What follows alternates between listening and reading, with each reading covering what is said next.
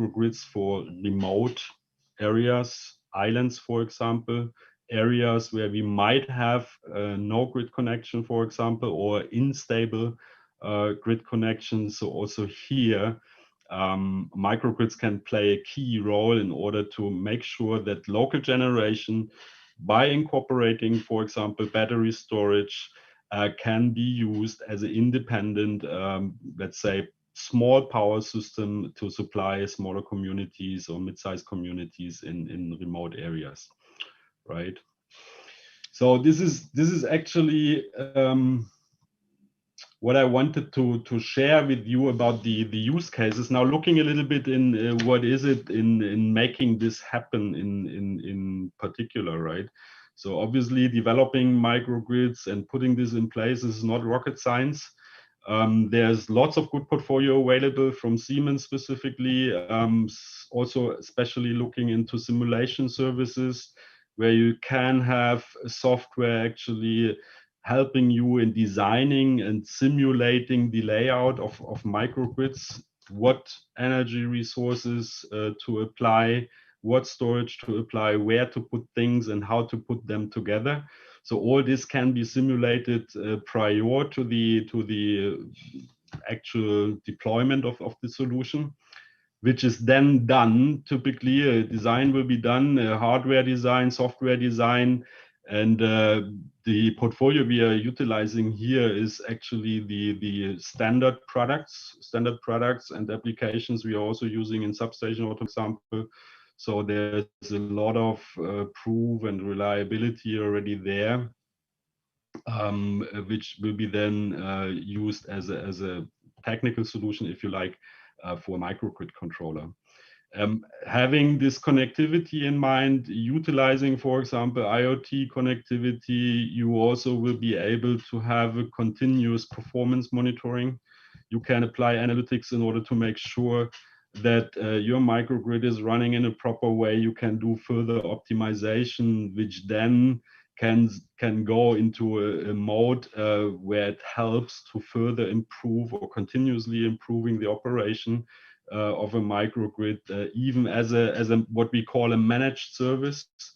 If you are not able or if you're not willing to operate such kind of a microgrid by yourself, it can be also provided by us.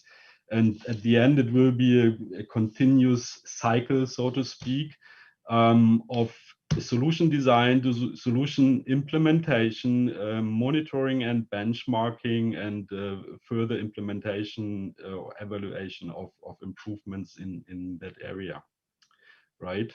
So this is about the microgrid deployment, if you like.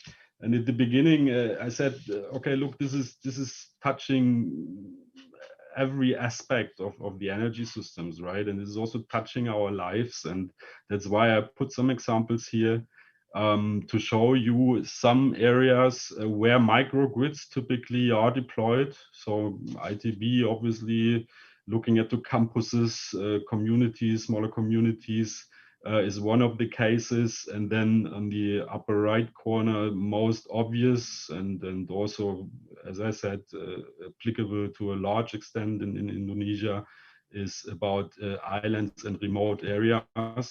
But also industry complexes, right? Having our own generation, having potentially also own storage of energy can be a market for microgrids, if you like, and other critical infrastructures such as hospitals and also military camps and all this.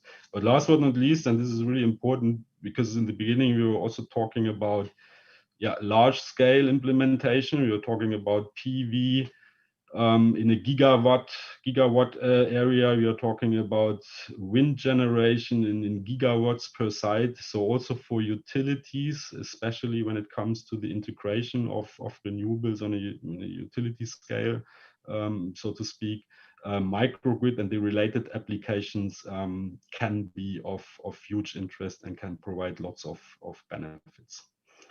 So this is actually in a nutshell, in a short way, what it is about the changing in the energy system, which we are seeing, and how microgrids and renewable energy sources, distributed energy sources, can support the energy transition towards a smart grid.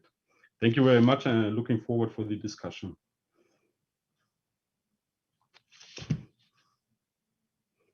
Thank you, Budina. Okay, thank you so much, Mr. Gerald. As Mr. Gerald explained before, smart grid has become one of the most significant technology that can answer the climate change problem. It has various advantages, such as transparency, optimized value streams, optimized energy mix, as well as grid independence that can be implemented in the remote area. So thank you very much, Mr. Gerald, for your presentation. I think we are going for our next speaker. He will have Mr. Ahmad Sukmanur that will explain regarding the role of AI power hiring in a smart governance. Okay, Mr. Sukmanur.